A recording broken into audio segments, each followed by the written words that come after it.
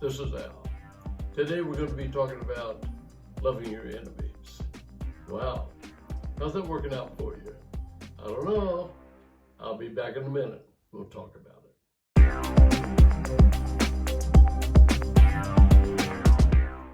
Well, this seems to be over the top when it comes to loving somebody. God says, love your enemies? I don't know whether I can even do that. What do you think? If you have an enemy, do you really think that you can love them? Or the enemy might be something else other than a person. Well, let's think about it for just a minute. I want to read scripture to you, found in Matthew chapter 5, verse 43 through 46. And it says this: "You have heard the law that says, love your neighbor and hate your enemy. But I say, love your enemies." Let me read that again. You have heard that the law says, love your neighbor and hate your enemy. But I say unto you, love your enemy. Pray for those who persecute you. In that way you will be acting as true children of your Father in heaven. For he gives his sunlight both to the evil, to the good. He sends rain on the just and the unjust. If you love only those who love you, what reward is that for you? Oh, it's easy to love people that love you. Even a corrupt tax collectors do that much.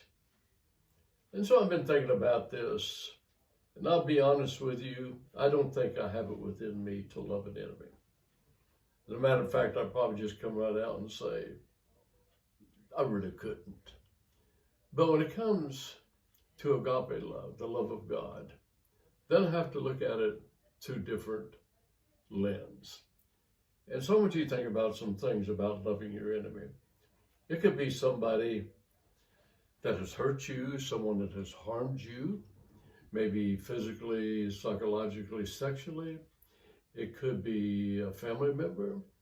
It could be a friend, a church member. It could be just anybody. But not necessarily an enemy has to be a person. It could be a health issue that has actually become an enemy to you. Or it could be a psychological issue. It could be a financial situation that you're just angry and it's something that you just can't get over and pass. And so it is a lot of things that we could be looking at that is our enemy. But I think it's basically talking about people. Love your enemy. And I just want to give this to you today, and it's going to be a short video. I believe God has our self-interest in the fact that when he says, I want you to love your enemies. I believe this love toward an enemy becomes a spirit and soul cleansing agent, flushing out the hate that we have for someone that has hurt us. By doing so, it eliminates the power and control that that person has on us. And I want you to think about that. And I'm not saying that you're going to be friends with this person for the rest of your life. I'm not saying you're going to build a relationship, but there's something there about loving the enemy. And I believe it will do a couple things for us. Let me just list them for you.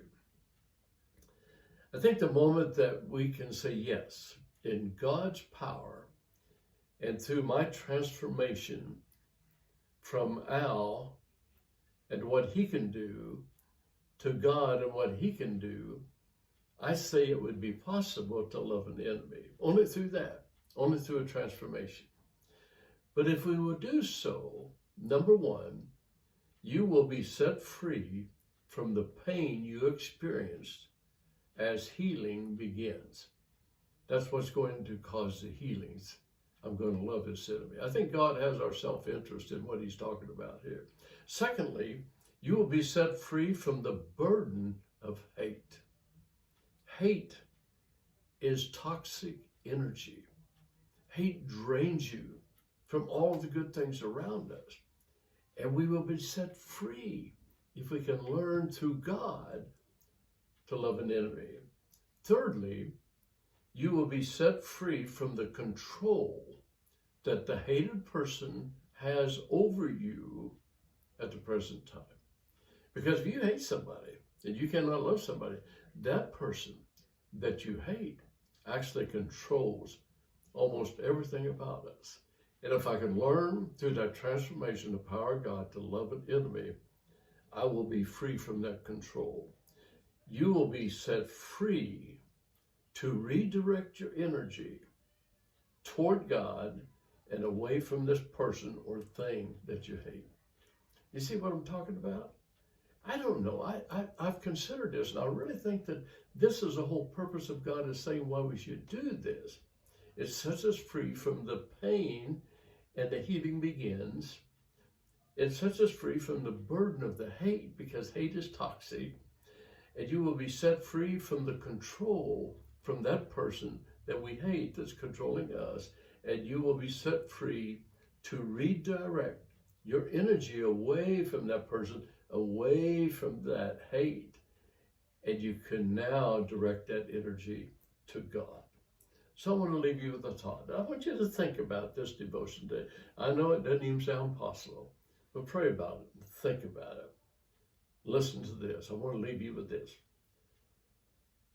Do your cares have you down today and haunting you, your cares and anxiety? Then turn them over to Jesus, for he cares for you. Hey, I enjoy being with you. Stay with me for a few more weeks. God bless you. Goodbye.